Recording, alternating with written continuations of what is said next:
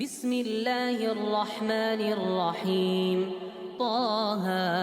ما أنزلنا عليك القرآن لتشقى إلا تذكرة لمن يخشى تنزيلا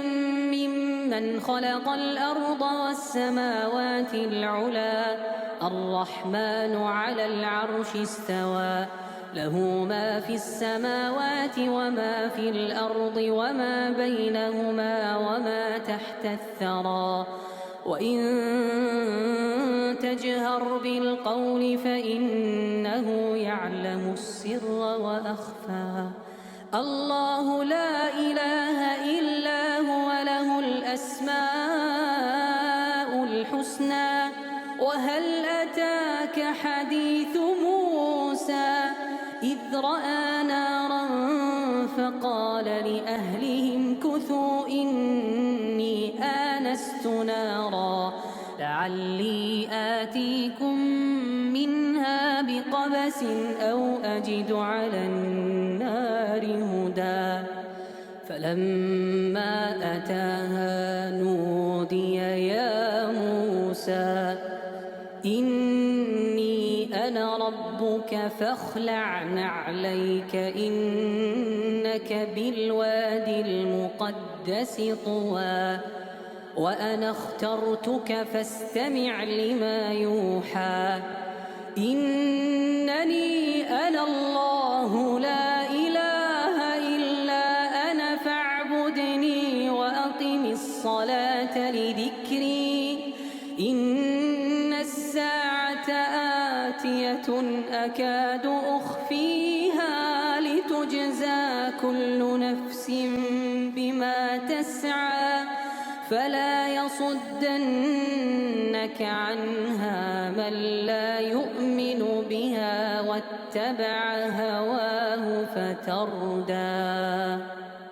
وما تلك بيمينك يا موسى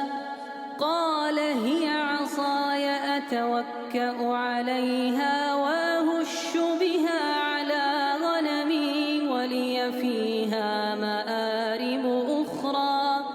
قال ألقها يا موسى فألقاها فإذا هي حية تسعى قال خذها ولا تخف سنعيدها سيرتها الأولى واضمم يدك إلى جناحك تخرج بيضاء من غير سوء آية أخرى لنريك من آياتنا الكبرى اذهب إلى فرعون إنه طغى قال رب اشرح لي صدري ويسر لي أمري واحلل عقدة من لساني يفقه قولي واجعل لي وزيرا من أهلي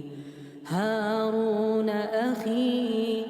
أشدد به أزري وأشركه في أمري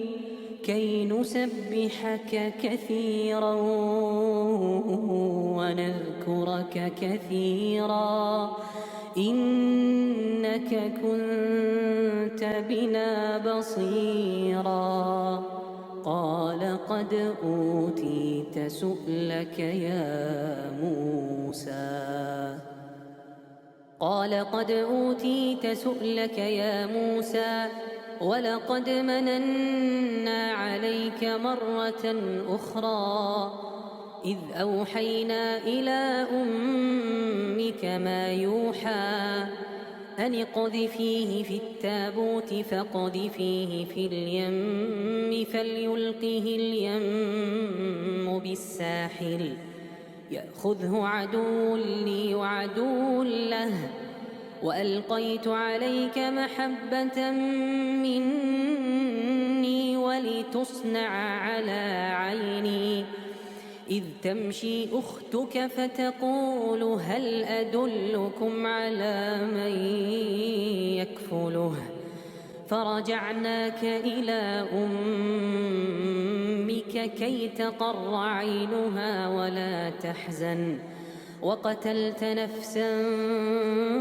فنجيناك من الغم وفتناك فتونا فلبثت سنين في أهل مدين ثم جئت على قدري يا موسى واصطنعتك لنفسي اذهب أنت وأخوك بآياتي ولا تنيا في ذكري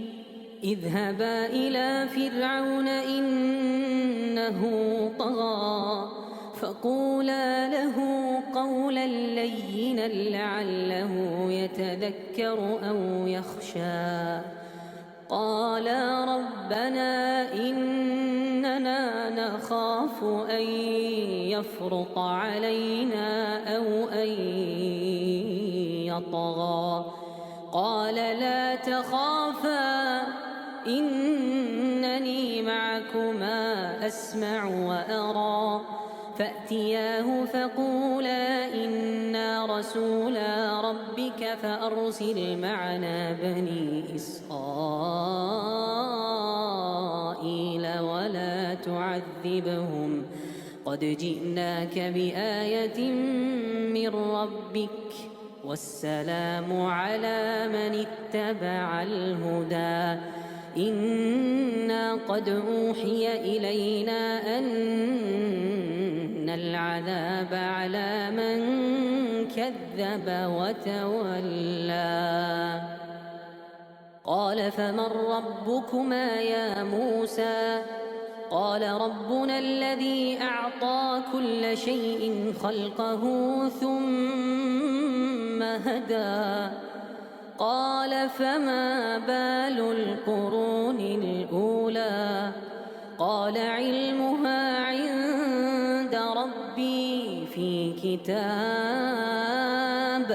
لا يضل ربي ولا ينسى الذي جعل لكم الأرض مهدا وسلك لكم فيها سبلا وأنزل من السماء ماء فأخرجنا به أزواجا من نبات شتى كلوا وارعوا أنعامكم إن في ذلك لآيات لأولي النهى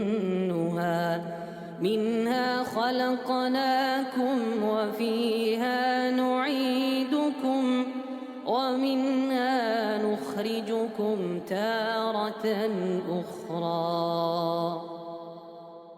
ولقد أريناه آياتنا كلها فكذب وأبى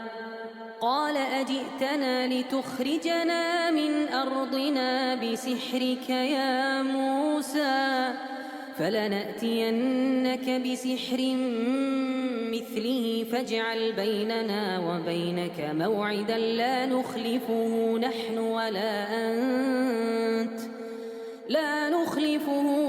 ولا أنت مكانا سوى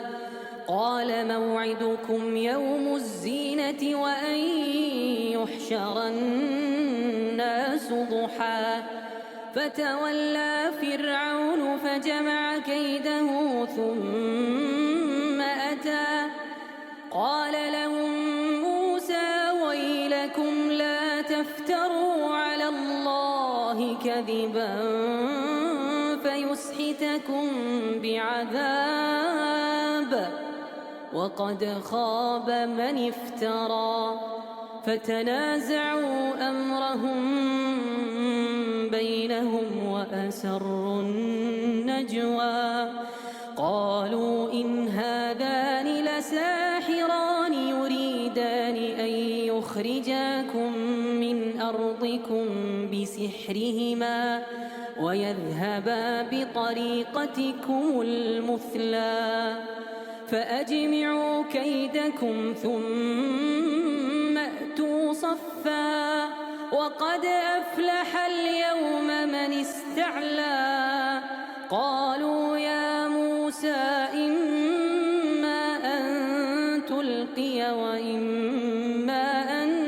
نكون أول من ألقى قال بل ألقوا فإذا حبالهم وعصيهم يخيل إليه من سحرهم أنها تسعى فأوجس في نفسه خيفة موسى قلنا لا تخف إنك أنت الأعلى وألق ما في يمينك تلقف ما صنعوا إنما صنعوا كيد ساحر ولا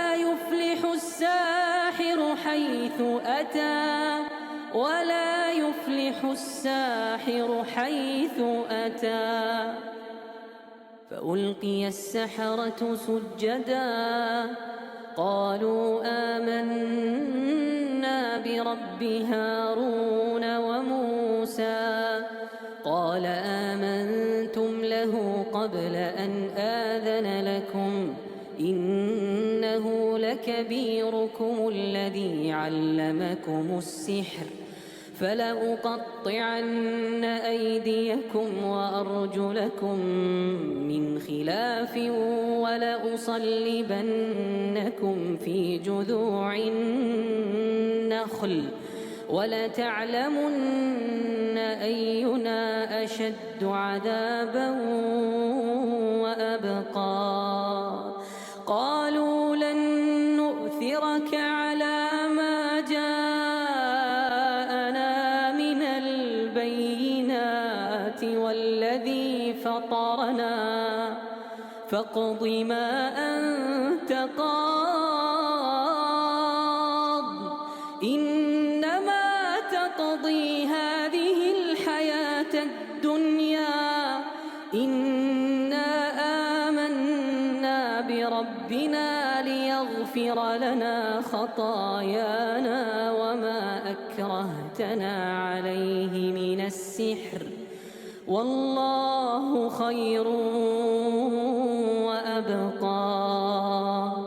والله خير وأبقى إنه من يأت ربه مجرما فإن له جهنم لا يموت فيها ولا يحيا ومن يأته مؤمنا قد عمل الصالحات فأولئك لهم الدرجات العلا جنات عدن تجري من تحتها الأنهار خالدين فيها وذلك جزاء من تزكى ولقد أوحينا إلى موسى أن أسر بعبادي فاضرب لهم طريقا في البحر يبسا لا تخاف دركا ولا تخشى فأتبعهم فرعون بجنوده فغشيهم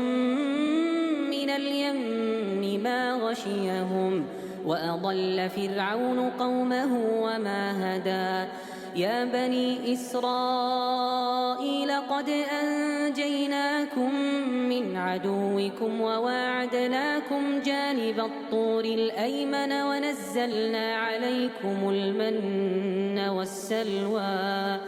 كلوا من طيبات ما رزقناكم ولا تطغوا فيه فيحل عليكم غضبي ومن يحلل عليه غضبي فقد هوى وإني لغفار لمن تاب وآمن وعمل صالحا ثم اهتدى وما أعجلك عن قومك يا موسى قال هم أولئك على أثري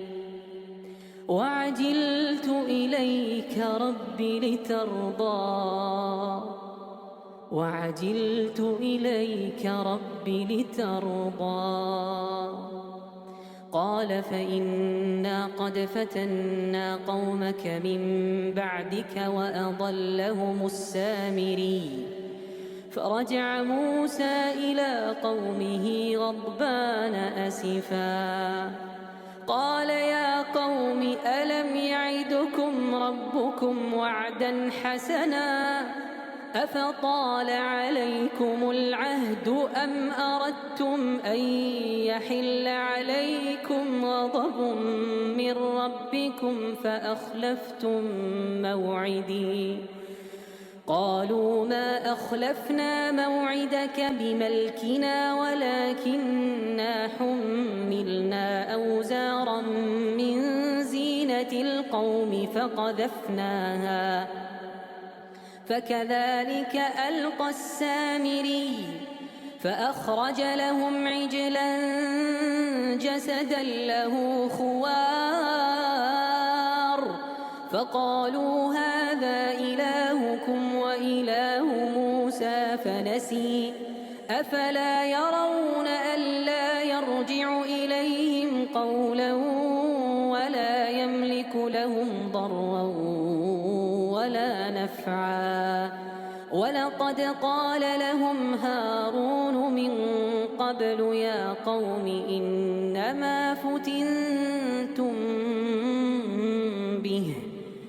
وإن ربكم الرحمن فاتبعوني وأطيعوا أمري قالوا لن نبرح عليه عاكفين حتى يرجع إلينا موسى قال يا هارون ما منعك إذ رأيتهم ضلوا ألا تتبعني أفعصيت أمري قال يا ابن أم لا تأخذ بلحيتي ولا برأسي إني خشيت أن تقول فرقت بين بني إسرائيل ولم ترقب قولي قال فما خطبك يا سامري قال بصرت بما لم يبصروا به فقبضت قبضة من أثر الرسول فنبذتها وكذلك سولت لي نفسي قال فاذهب فإن لك في الحياة أن تقول لا مساس وإن لك موعدا لن تخلفه وانظر إلى إلهك الذي ظلت عليه عاكفا لنحرقنه ثم لننسفنه في اليم نسفا إنما إلهكم الله الذي لا إله إلا هو وسع كل شيء علما كذلك نقص عليك من أنباء ما قد سبق وقد آتيناك من لدنا ذكرا من أعرض عنه فإنه يحمل يوم القيامة وزرا خالدين فيه وساء لهم يوم القيامة حملا يوم ينفخ في الصور ونحشر المجرمين يومئذ زرقا يتخافتون بينهم إن لبثتم إلا عشرا نحن أعلم بما يقولون إذ يقول أمثلهم طريقة إن لبثتم إلا يوما ويسألونك عن الجبال فقل ينسفها ربي نسفا فيذرها قاعا صفصفا لا ترى فيها عوجا ولا أمتا يومئذ يتبعون الداعي لا عوج له وخشعت الأصوات للرحمن فلا تسمع إلا همسا يومئذ لا تنفع الشفاعة إلا من أذن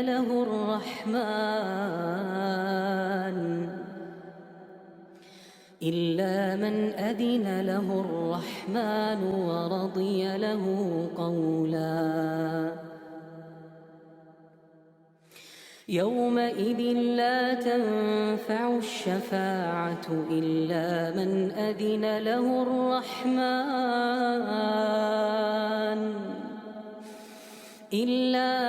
أذن له الرحمن ورضي له قولا يعلم ما بين أيديهم وما خلفهم ولا يحيطون به علما وعنت الوجوه للحي القيوم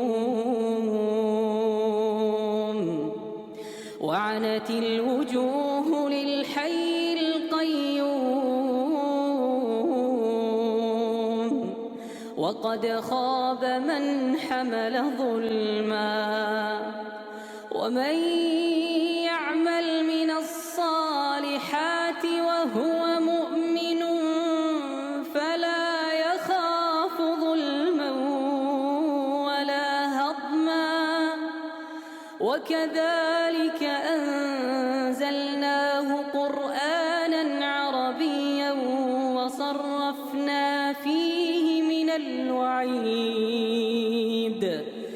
وصرفنا فيه من الوعيد لعلهم يتقون أو يحدث لهم ذكرا فتعالى الله الملك الحق ولا تعجل بالقرآن من قبل أن يقضى إليك وحيه وقل رب زدني علما ولقد عهدنا إلى آدم من قبل فنسي ولم نجد له عزما وإذ قلنا للملائكة اسجدوا لآدم فسجدوا إلا إبليس أبى فقلنا يا آدم إن هذا عدو لك ولزوجك فلا يخرجنكما من الجنة فتشقى إن لك ألا تجوع فيها ولا تعرى وأنك لا تظمأ فيها ولا تضحى فوسوس إليه الشيطان قال يا آدم هل أدلك على شجرة الخلد وملك لا يبلى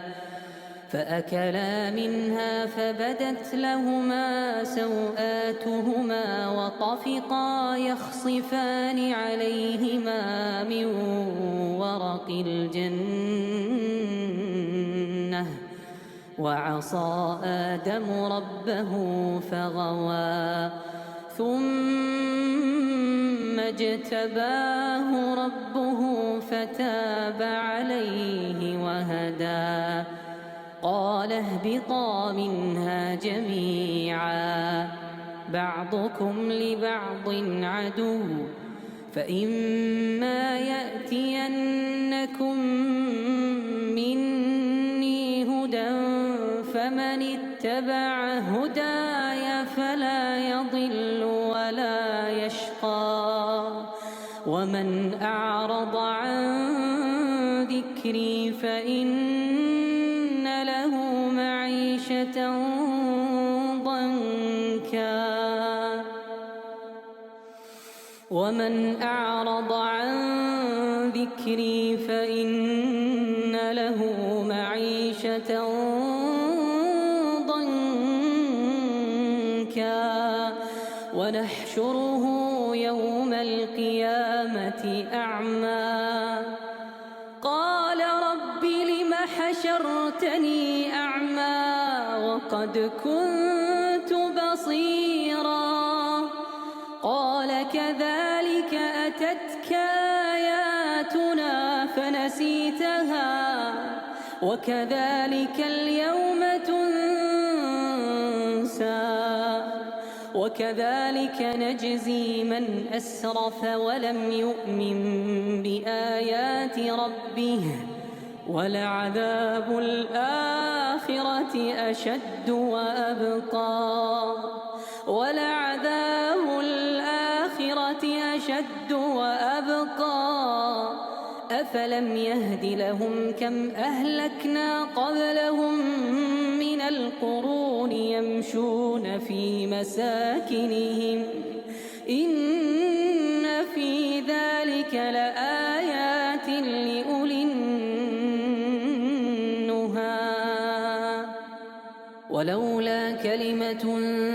سبقت من ربك لكان لزاما وأجل مسمى فاصبر على ما يقولون وسبح بحمد ربك قبل طلوع الشمس وقبل غروبها ومن آناء الليل فسبح وأطراف النهار لعلك ترضى ولا تمدن عينيك إلى ما متعنا به أزواجا منهم زهرة الحياة الدنيا لنفتنهم فيه ورزق ربك خير وأبقى وأمر أهلك بالصلاة واصطبر عليها لا نسألك رزقا نحن نرزقك والعاقبة للتقوى وقالوا لولا يأتينا بآية من ربه أولم تأتهم بينة ما في الصحف الأولى ولو أنا أهلكناهم بعذاب من قبله لقالوا ربنا لولا أرسلت إلينا رسولا فنتبع آياتك من قبل أن نذل ونخزى قل كل متربص فتربصوا فستعلمون من أصحاب الصراط السوي ومن اهتدى.